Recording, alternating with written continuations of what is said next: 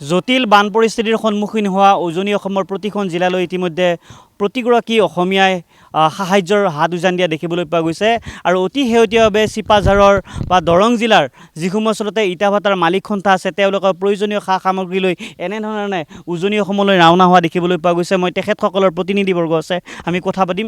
যিহেতু দেখিবলৈ পোৱা গৈছে যি বান বিভীষিকাময় পৰিস্থিতিৰ সৃষ্টি হৈছে তাত আপোনালোকে এনেধৰণে সাহায্য সামগ্ৰী লৈ আজি ৰাওনা হ'ব। তেওঁলোকে প্ৰতিগৰাকী লোকক আজি সাহায্যৰ প্ৰয়োজন হৈ পৰিছে। হয়, আপাৰ আসামত যি বানপানীৰ সৃষ্টি হৈছে সেই বানাক্ৰান্ত ৰাইজৰ সাহায্যাৰ্থে আমাৰ সামৰ্থ্য অনুযায়ী আমি খোৱা সামগ্ৰী লোৱা নাই। আমি বাচন বৰ্তন, কেৰাহী, ডেক্সি, বাল্টি, তাৰপিছত কাপোৰ, এনেকুৱা ধৰণৰ সামগ্ৰী, পানী, তিৰপাল এনেকুৱা লৈছোঁ। আৰু আমাৰ এই সামগ্ৰীখিনিয়ে যাতে সেই বানাক্ৰান্ত ৰাইজৰ যি দৈনন্দিন জীৱন সেই জীৱনত যাতে কিছু সকাহ হয় আৰু যাতে এনেকুৱা ধৰণৰ কাম আমি আগন্তুক ভৱিষ্যতেও কৰিব পাৰোঁ, তাৰ কাৰণে আমি ভগৱানৰ ওচৰত প্ৰাৰ্থনা কৰিছোঁ আৰু তেওঁলোকেও যাতে এটা সুস্থিৰ পৰিৱেশত আহে বানাক্ৰান্ত ৰাইজ, তাৰ কাৰণে আমি ভগৱানৰ ওচৰত প্ৰাৰ্থনা কৰিছোঁ। যিহেতু দেখিবলৈ পোৱা গৈছে প্ৰতিগৰাকী লোকে খাদ্য সামগ্ৰী দিছে, আপোনালোকেও আচলতে আছে আজি কিছু প্ৰয়োজনীয় সা সামগ্ৰী লৈ এনেধৰণে ৰাওনা হৈছে। গতিকে কি ক'ব আজিৰ এই দুৰ্যোগৰ সময়ত তেওঁলোকৰ ওচৰত আচলতে প্ৰতিগৰাকী লোকে থিয় হৈছে?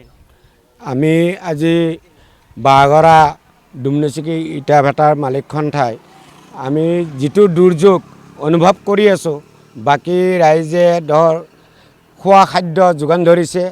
আমি তাৰ অনুযায়ী আমি বাচন বৰ্তন লৈ আমি ইটা ভাটাৰ মালিক সন্থাই সেই দুৰ্যোগ পৰিয়াললৈ কিছু সকাহ দিবৰ কাৰণে আজি আমি ওলাই আহিছোঁ।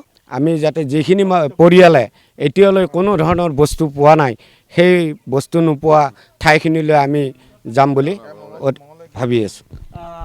আপোনালোকে 3খন জিলাত ইতিমধ্যে এনেধৰণে ৰাওনা হৈছে, গতিকে কি সামগ্ৰী আপোনালোকৰ আছে?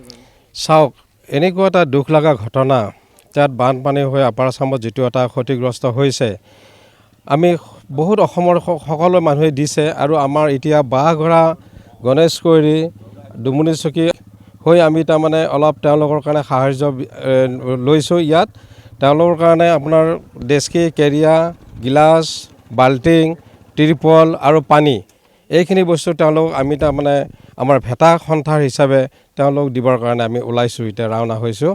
তাত যাই আমি যিখিনি মানুহ পোৱা নাই সেইখিনি মানুহক দিবৰ কাৰণে আমি চেষ্টা কৰিম আজি।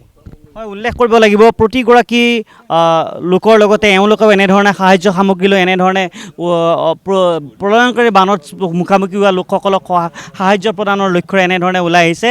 আৰু এয়া উল্লেখ কৰিব লাগিব বাঁহগৰা ডুমনিচুকী ইটা ভাটা মালিক সন্থাই এনেধৰণৰ এটা পদক্ষেপ গ্ৰহণ কৰিছে যে যি আচলতে উজনি অসমৰ 3খন জিলাত যি প্ৰলয়ংকাৰী বানৰ সৃষ্টি হৈছিল তাত লোকসকলক সকাহ দিয়াৰ তেওঁলোকে এনেধৰণে সামান্য প্ৰচেষ্টা গ্ৰহণ কৰিছে।